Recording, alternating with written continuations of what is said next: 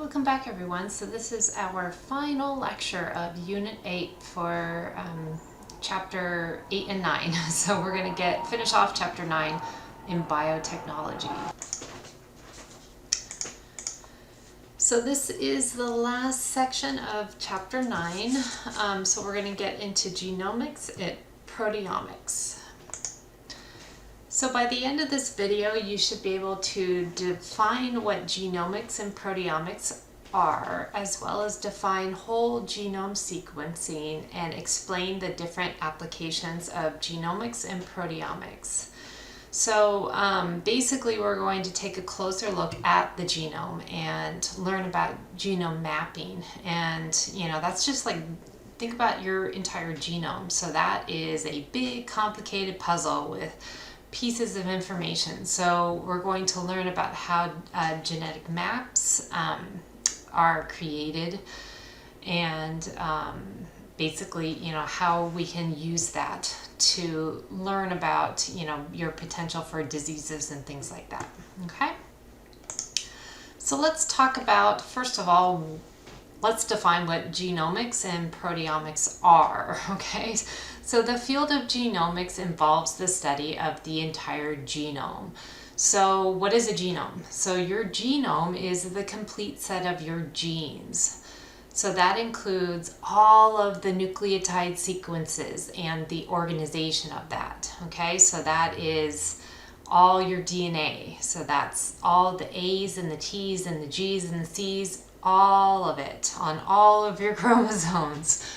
So think about, that's a lot of base pairs you have there. And it also includes the interactions they have within a species. And we can use your genome, like the human genome, and compare it to your genome with other human genomes and see, the relatedness.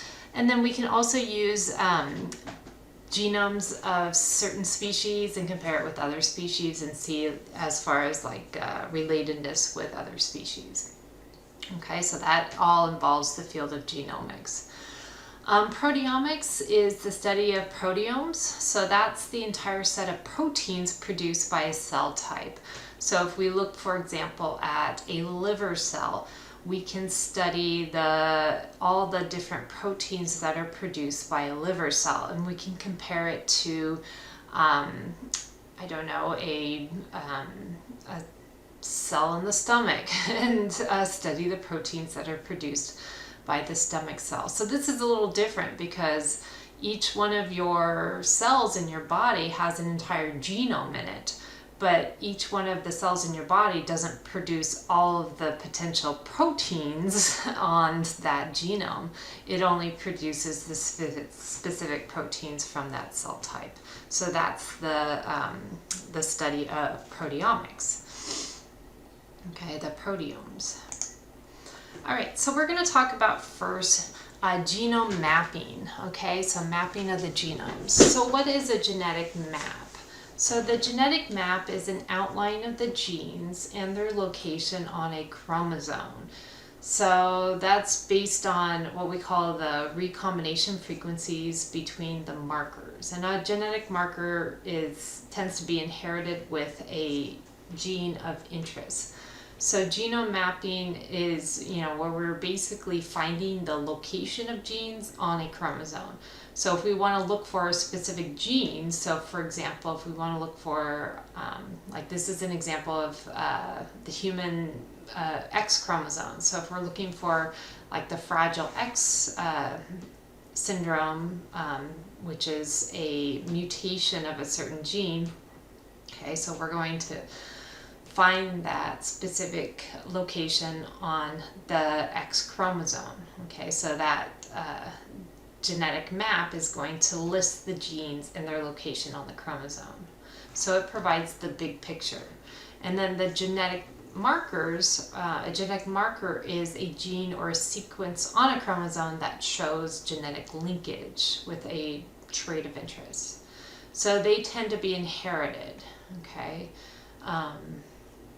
So, we can use that. And then a physical map is a representation of the physical distance between the genes or the genetic markers. So you can see here, we can see that like the Fragile X syndrome gene is located, pretty, far down on the X chromosome, closer to the tip, compared to, this particular disease gene that's kind of closer towards the middle.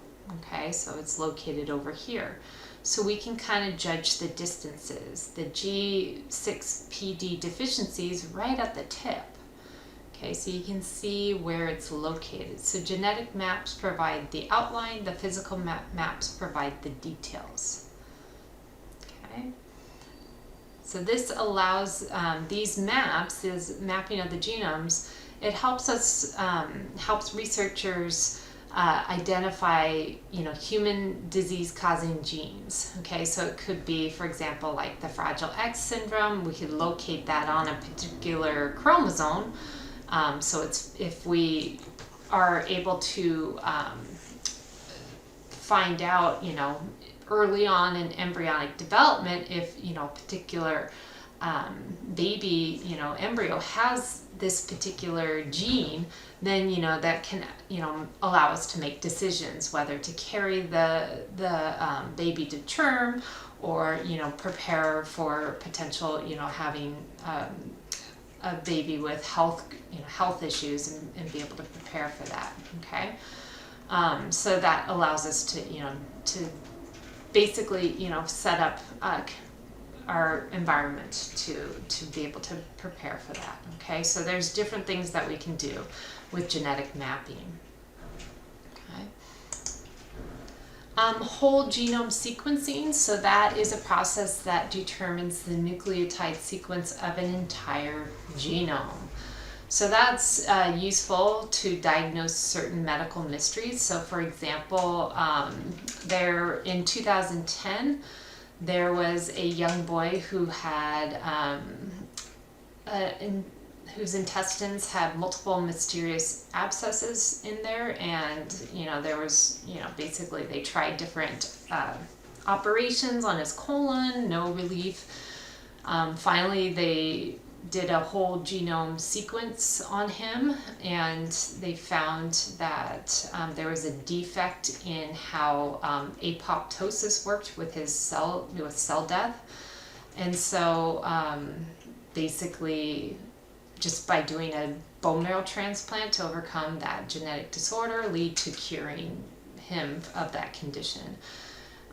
So he was successfully diagnosed from his, condition, his genetic disease, through whole genome sequencing. So he was the first person to be diagnosed and cured, okay, through whole genome sequencing. Okay. We can also use whole genome sequencing to compare the genomes of other organisms. So you can see, here's a number of different organisms, like our house mouse, Mus musculus, the fruit fly, Drosophila, there's all sorts of things, nematodes, we have nematodes, yeast, Saccharomyces, different plant species we can do it as well. We can also use this to our benefit. So if we, compare the genomes of different organisms, we might find, for example, that fruit flies, they metabolize alcohol like humans. So if we were to study how fruit fly genes, if we're studying some sort of, sensitivity to alcohol with fruit fly genes, we can study that sensitivity on fruit flies instead of humans, and then whatever, outcome we find, we can relate it to human alcohol sensitivity. So, we can try new drugs and things like that on fruit flies, which, is a lot better than trying it out on humans. Okay, so, we can use that for comparison. Human genome, we were able to first successfully sequence the human genome in 2003. So that, by the way, was called the Human Genome Project. So the Human Genome Project, I believe, when did that start? think it was in the 1990s sometimes, but it was finally completed in 2003. Okay, so by after that, we were able to use genomics in a variety of fields. So we'll go through some examples of how we can apply genomics in things like metagenomics, pharmacogenomics, mitochondrial genomics, but mainly, a lot of it's just basically used to understand and find cures for diseases. So, a lot of this is in the field of medicine. So we'll use that, but we'll also talk about how it can be used in the field of agriculture. Okay. So let's talk about some of the ways that we can apply genomics. Okay. So the first one is for predicting disease risk at the individual level. So we can predict the risk of disease by screening and identifying basically currently healthy individuals by using their genome and analyzing their risk level. Okay, so if we find that they're at risk, we can either have them do lifestyle changes or maybe even recommend certain drugs before the disease even sets in.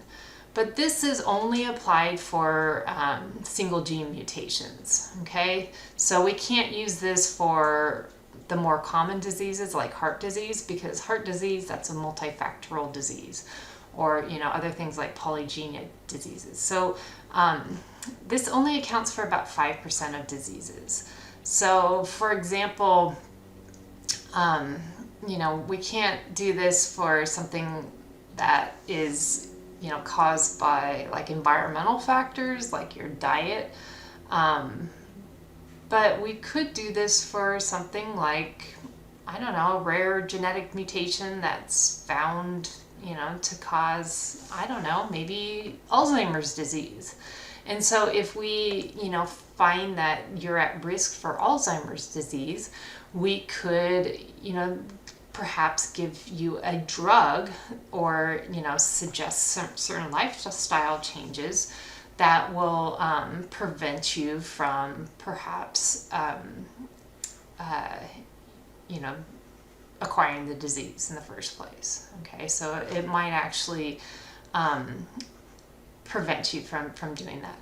The only problem though with this type of screening and identifying current healthy, current risk is that, it could potentially have some ethical issues because, insurance companies like health insurance companies could potentially use this as a screening to charge you higher rates perhaps.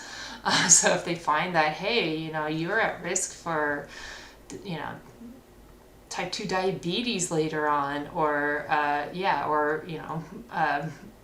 Alzheimer's or something, something like that, then perhaps they could charge you higher rates.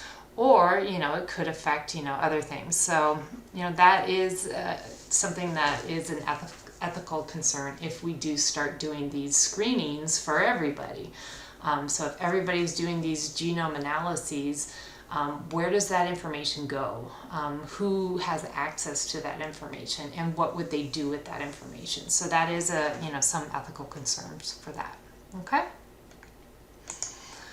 Genome-wide association studies. So this is a method that identifies differences between individuals in what we call single nucleotide polymorphisms, or SNPs, and that may be involved in causing disease.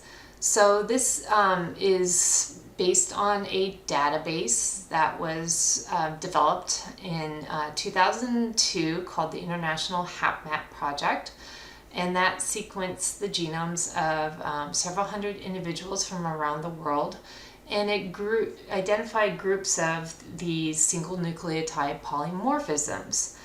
And so based on that, the single nucleotide polymorphisms, we can use those as markers for susceptibility to diseases for undiagnosed individuals. The problem with this, though, is that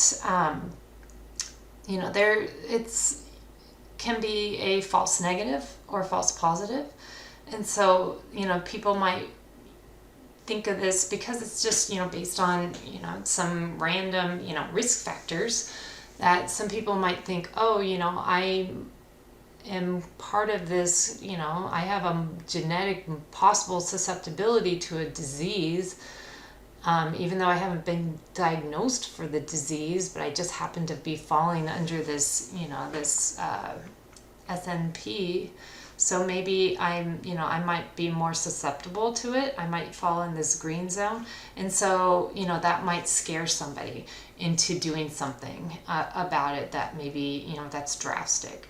And so they might never, end up having the disease, but it might, worry them to the point where, they might be doing something like never having kids or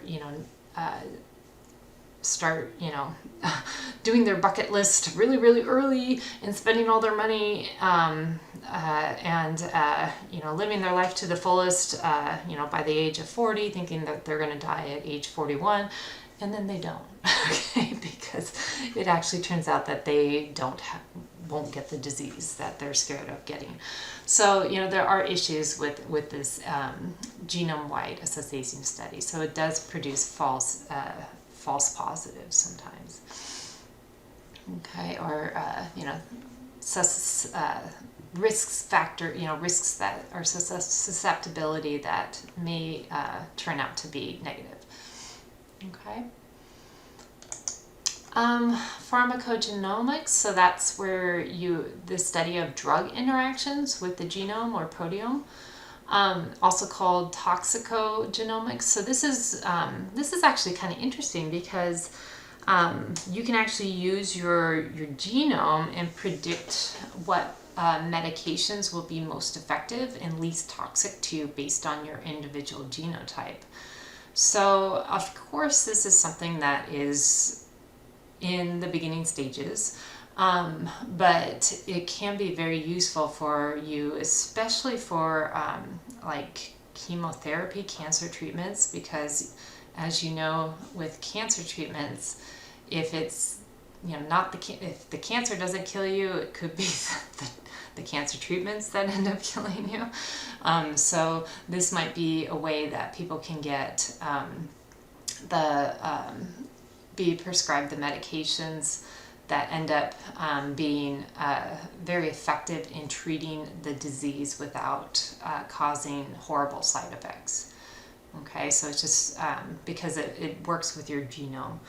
Of course, if you watch TV, you notice all those ads from the drug companies that seem to target medications that for conditions that seem to be very rare. It's like, can you imagine like the constant stream of ads from it's like, hey, this particular individual, here's a targeted ad just for you for your medication, because it seems like they have lots of money to spend on ads targeting specific meds for a very small group of people for their medications. But anyway, let's hope that doesn't happen. But yeah, so pharmacogenomics is actually a very promising field that could potentially have really good effects for people that can take medications that actually will have very little side effects to them.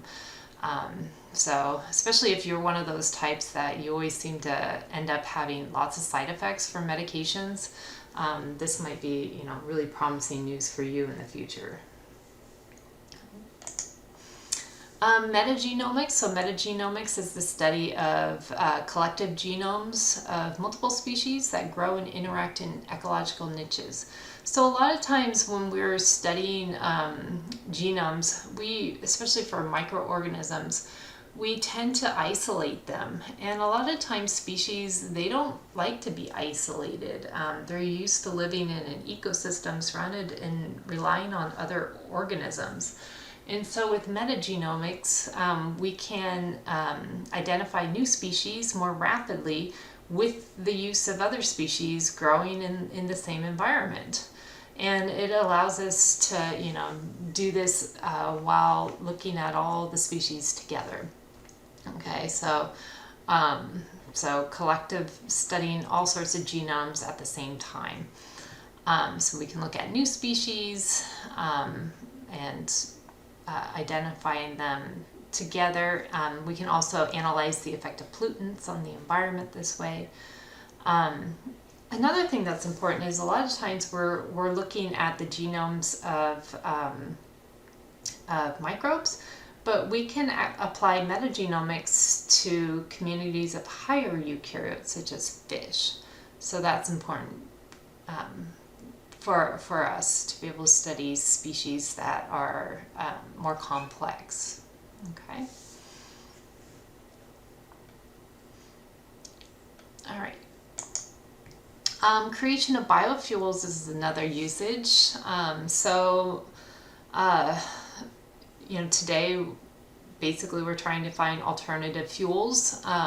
We can extract, fuels from plants as an alternative source with like ethanol, but even that, is complicated. So, using the microbial world, we can actually produce biofuels from algae and cyanobacteria. So that, think of bacteria. Bacteria can grow really, really rapidly. So being able to create biofuels, just taking the genomes of the bacteria and being able to manipulate that and growing things really, really quickly and producing biofuels from that. Okay, so here's for an example of what it looks like. Looks a lot weird, Can you imagine putting green biofuel into your vehicle instead of, the kind of blackish color gasoline? And then we have mitochondrial genomics. So if you recall, mitochondria, the powerhouse of the cell, the mitochondria has its own DNA. So where did that DNA come from? So your mitochondrial DNA came from your mother. So we can use that mitochondrial DNA. It mutates rapidly, so it can be used to study evolutionary relationships.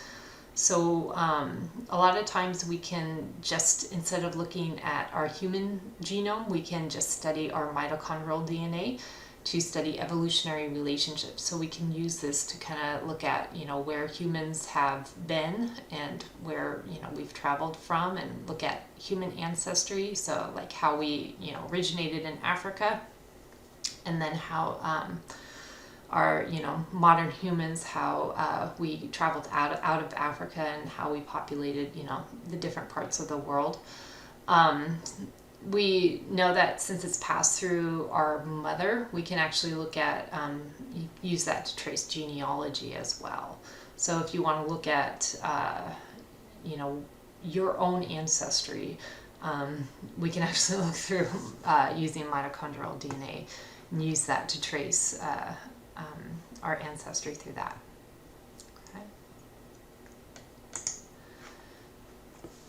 And then we can use genomics in forensic analysis.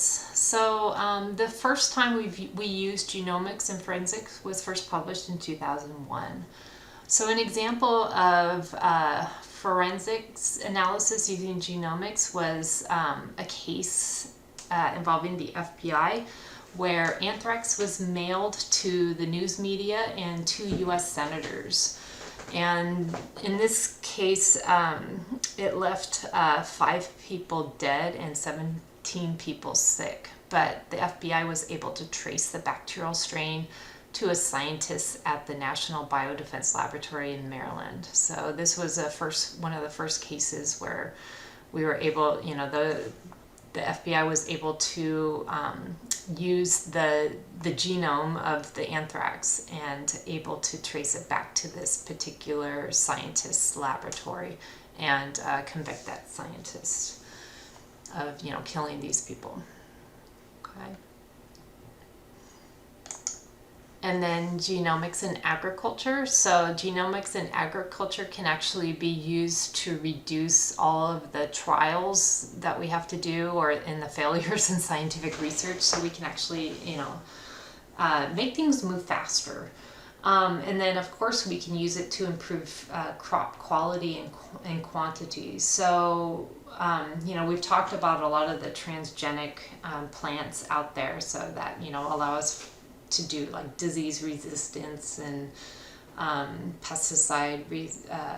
or pest resistance and things like that.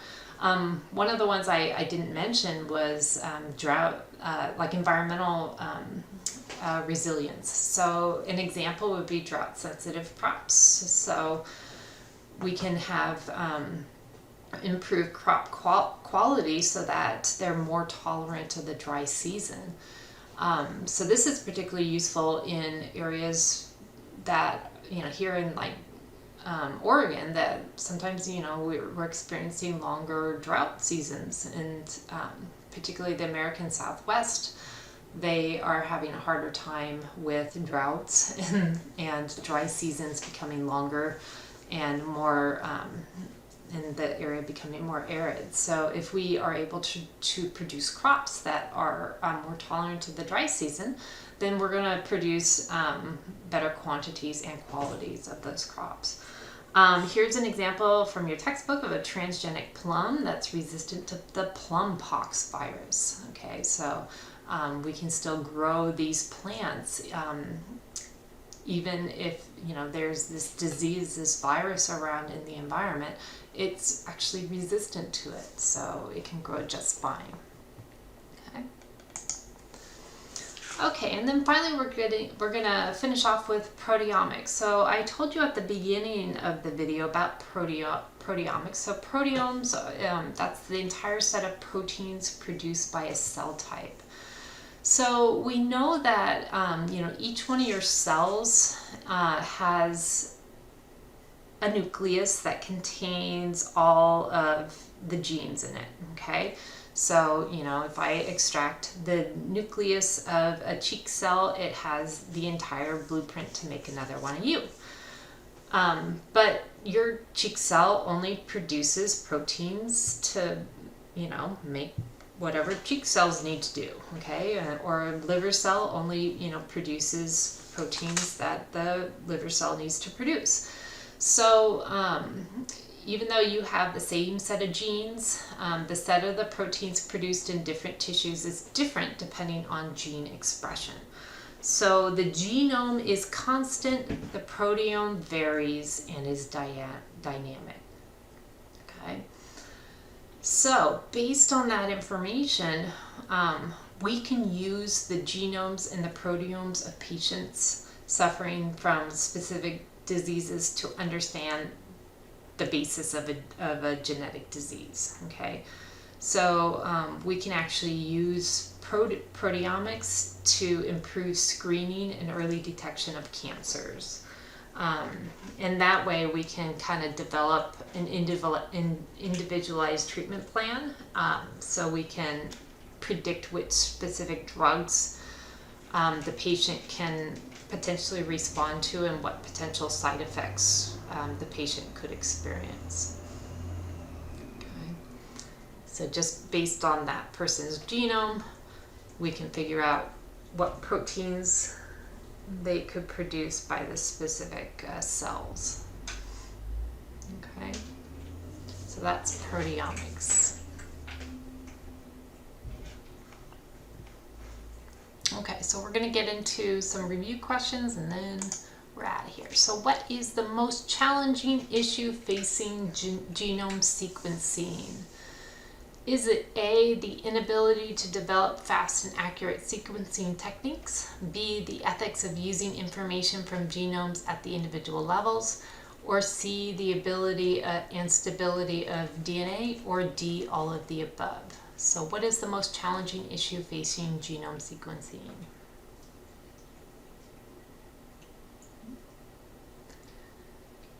Well, I mean, we've been able to bring down the cost and accuracy of sequencing. So it's pretty fast now. So A is not the correct answer. So that means A and D is not, and C are not correct. So it is the ethics involved. So we can, it is the ethics of using information from genomes at the individual level. So that is becoming an issue. So, what if we're able to sequence people's genomes, what can people do with it? What can insurance companies do with it? What can, employers potentially do with it? So, what are the ethical consequences of that getting out to various companies and things? Okay, so B is the correct answer. Genomics can be used in agriculture to A, generate new hybrid strands, B, improve disease resistance, or C, improve yield, or D, all of the above. So what can we use genomics for in the field of agriculture? Well, we can do all those things, right? Okay, so we can improve disease resistance. I think we talked about that already. Improve yield. We can generate new hybrid strands. So all of these are correct. And then finally, what kind of diseases are studied using the genome-wide association studies? Is it A, viral diseases, B, single gene inherited diseases, C, diseases caused by multiple genes, or D, diseases caused by environmental factors? So what kind of diseases are studied by genome-wide association studies? If you said B, I would agree with you. Single gene inherited diseases. So remember, with the genome-wide association studies, only those single gene inherited diseases can be used, which unfortunately are only about 5% of diseases fall under that category. So the more common ones like heart disease are multifactorial, or so they're not really covered under those. So it's harder to do with the single gene inherited diseases. B. All right, so we are done with 9.3 Genomics and Proteomics. So that means that you should be able to define genomics and proteomics. You should also be able to define whole genome sequencing, as well as explain the different applications of genomics and proteomics. So we have completed all of the lecture videos for both Chapter 8, as well as, which is molecular biology, and Chapter 9, biotechnology. So you should be able to complete the lecture worksheet, as well as start beginning work on the lab this week. So the next video we'll get into the Unit 8 lab. So the lab this week, we're going to get into molecular biology, which includes DNA, proteins, mutations, fingerprints, and recombinant DNA. So I'll have a video for you on that coming up next.